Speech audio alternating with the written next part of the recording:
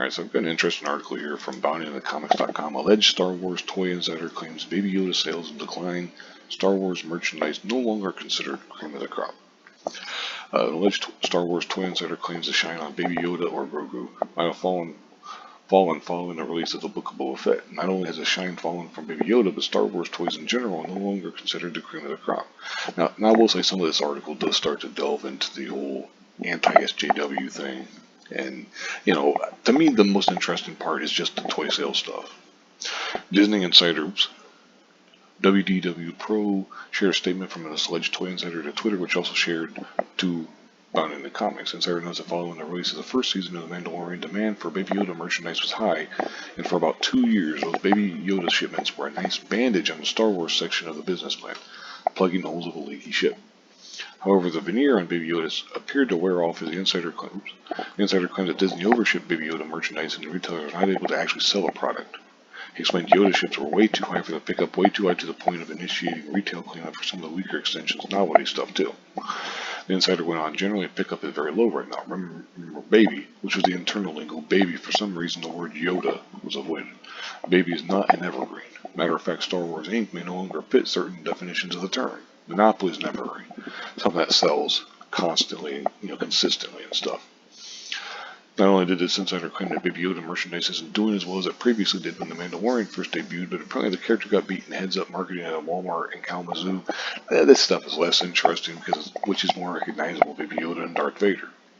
Baby Yoda and Naruto and stuff. And it's interesting, but it's also somewhat anecdotal because it's like the parking lot of a Walmart in Kalamazoo. Like, does that represent? What does that truly mean? I understand, you're sitting there saying, well, it's America, it's, middle America or whatever, so, but it's like, yeah, but would the same be true? Like, we just happen to get, the people there who don't know much about the current stuff, and maybe they know about the old Star Wars, but they don't know about the new. That stuff, it gives you a little bit of evidence. But then there is also an interesting part right here. One of the things is they talk about how to solve this problem. The insider points to stronger storytelling from Lucasfilm and Star Wars. And then they also talk about, Baby Yoda might actually need a stronger villain than Moff Gideon as well. Then they talk about the insider detailed why a strong villain is necessary to move an entire line of merchandise. When I was running a section of the line in the prequel days, Darth Maul was a great example of a breakout where it has been burning through pegs even more than already planned for. Rule of thumb back then in the toy merch is that if your villain wasn't moving, then you are at risk for the overall line. And then it's because, he talks about, we removed Jar Jars and replaced them with even more Mauls in early case packs and in the various assortments of the sublines. You needed to get the villain in the house for boys to build their collection around because of the play pattern. And then WW Pro concurred, this is a fantastic point. It's a masterclass in understanding how boys play with their action figures and why it's so important for every intellectual property out there that is going to be merch heavy to have an awesome villain. You need one because the boys need to roleplay with these characters defeating the villain. Which is like I said, it's very interesting. They're talking about the play patterns for the kids and why you need a good, strong villain. Then this stuff gets into some of the more current Star Wars merchandise. Hasn't been moving. They failed at crowdfunding a lightsaber for Reva and all this kind of stuff.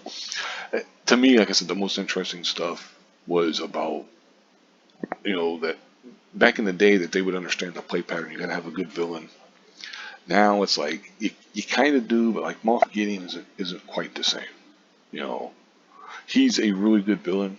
Young Carlo Esposito does a fantastic job, but it's not the same as like Vader, or Darth Maul or whatever.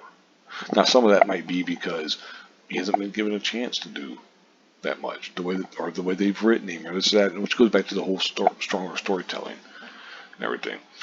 But I'll link this in the description box if you want to read the whole thing. Because like I said, it starts going into talk about crowdfunding and all that stuff and everything. It just shows a fundamental difference in the way that they do the writing, but then also the way that they try to represent the figures and all this kind of stuff. And they don't have as much focus on like the villains being as badass as maybe they used to be.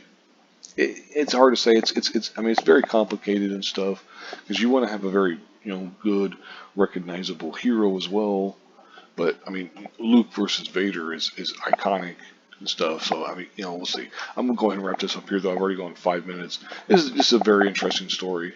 Not trying to make it out to be like the whole Star Wars is doomed or whatever. I mean, because even if they're not top of the or cream of the crop, as it says in the toy departments or whatever, that doesn't mean that it's in trouble.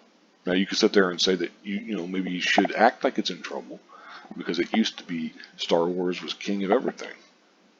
Now not so much. So might want to start rethinking some things and start redoing some things, bringing in different writers and stuff. But we'll see. I mean, fingers crossed. You can be hopeful. Yeah, things might change. Anyway, thank you very much for watching and have a good one.